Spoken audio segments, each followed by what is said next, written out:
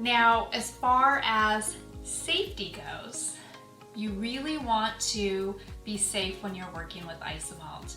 It's not something to fear. It's just like baking. When you're baking and you're using your oven, you put gloves on so that when you reach in and you take something out that's hot, your digits are protected. We want to do that with Isomalt as well. So we want to use gloves.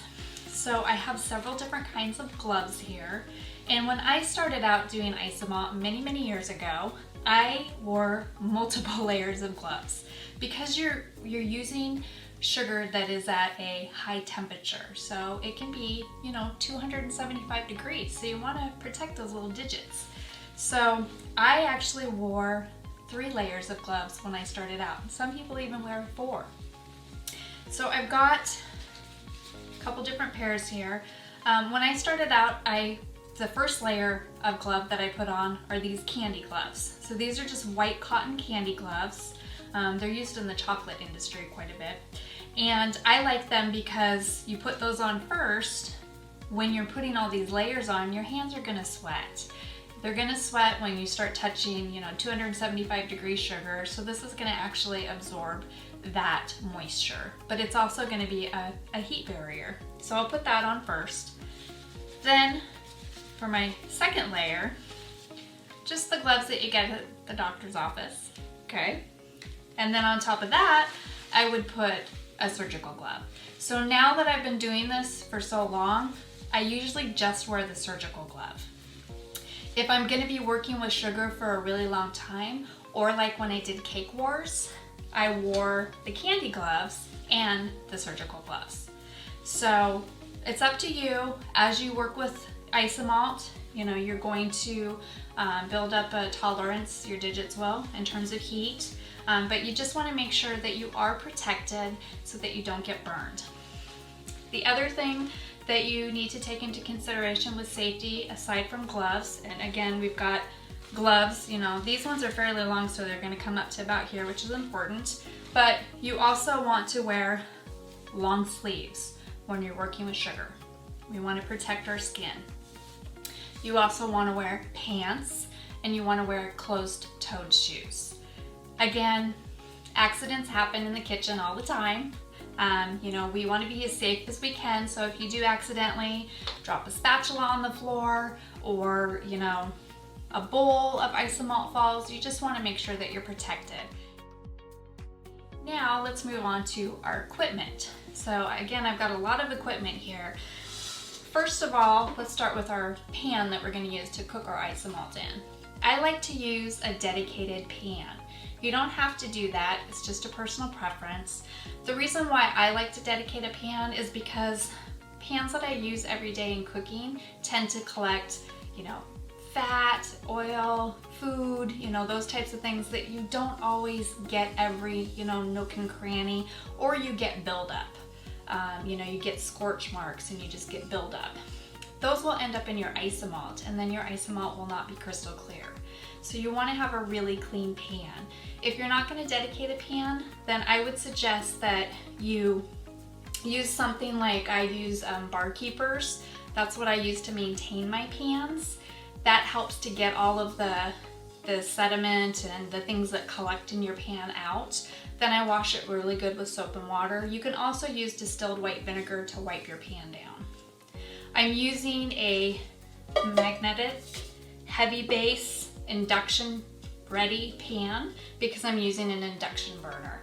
I like to cook Isomalt on an induction burner because the bottom is the only thing that heats up on an induction ready pan, rather than when I cook on the stove. Regular pans that aren't induction, they don't have that magnetic bottom, the sides heat up. So again, it's just a safety thing for me. I don't want everything hot. If I can control where the heat is, I prefer to do that. I also find that the induction burner cooks the Isomalt a lot faster. So again, just personal choice. So this is an induction burner, induction ready pan. I'm dedicating this to my Isomalt. The other thing is that when you are cooking your Isomalt, going back to making your Isomalt crystal clear, I like to use distilled water and I will be stepping you through how to make the Isomalt, but I do like to use distilled water rather than tap water because you don't get the minerals from the tap into your Isomalt. Again, you have a cleaner, clearer Isomalt. So next let's go over thermometers. So I've got several over here. The first one is just a regular candy thermometer. You can get this from Loran. And if you're gonna use a regular candy thermometer, the only thing I want you to do is to not clip it.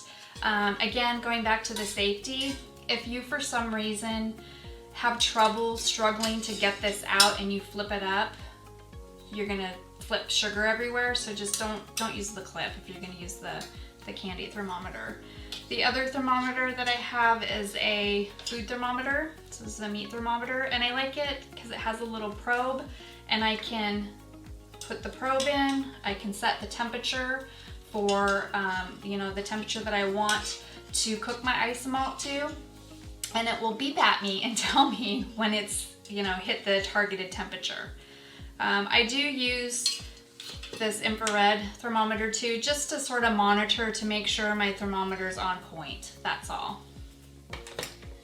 Some of the other things that I like to use when I'm working with Isomalt is a bowl or a bench scraper. I like to scrape up the little bits, and this makes it really easy. You can see I have a blue mat here. This is a silicone mat. That's what you want to work on.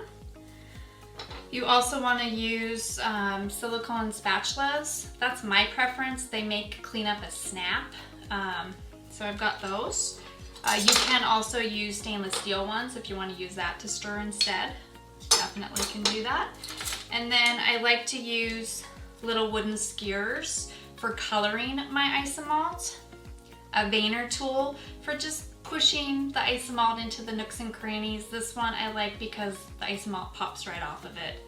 I've also got a Scriber tool. This is what I use to poke any little bubbles out that are in my Isomalt. And then I like to have a blade on hand. This is a pin blade. I like it to be able, use it to clean up some edges. Great when you're doing lollipops, to clean up the edges on those. So those are really handy. Once I cook my Isomalt, I like to pour it into a glass heat-proof dish like this that has handles on it. I find this is super helpful. You can also put this in the oven, keep your Isomalt at the 275-degree temperature. So that makes it handy. So I'll make my Isomalt in here. I'll transfer it into my glass containers.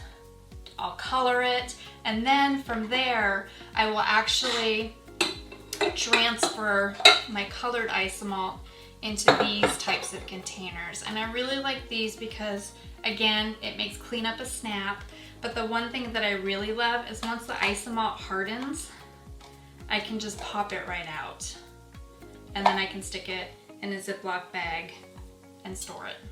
So these are really nice for that. They're also flexible, so you can use them to pour.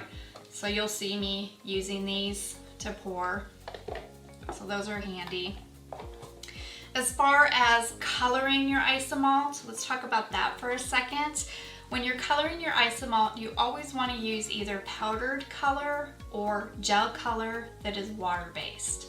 Isomalt is a water-based product, so we only want to use water-based colors in here, not oil-based. So you don't want to use the candy colors because those are oil-based. Same with flavoring. You absolutely can flavor your Isomalt. I recommend that you use a non-oil-based flavoring. Next we have our torches. So I've got two different styles of torches. This is a fun little torch, and then this is just a standard creme brulee torch. You can get this at any store that sells kitchenwares. You just want to make sure you put the right type of fuel into those. And next I have my Isomalt, Loran's Isomalt here. So this is what it looks like. It looks a lot like laundry detergent. So you want to make sure you keep that out of your laundry room. Don't get it mixed up. But this is what it looks like, and we are going to heat it up We're gonna cook it down. I'm gonna show you how to do that. I'm gonna show you how to color it, and then we're gonna get started making some really fun things.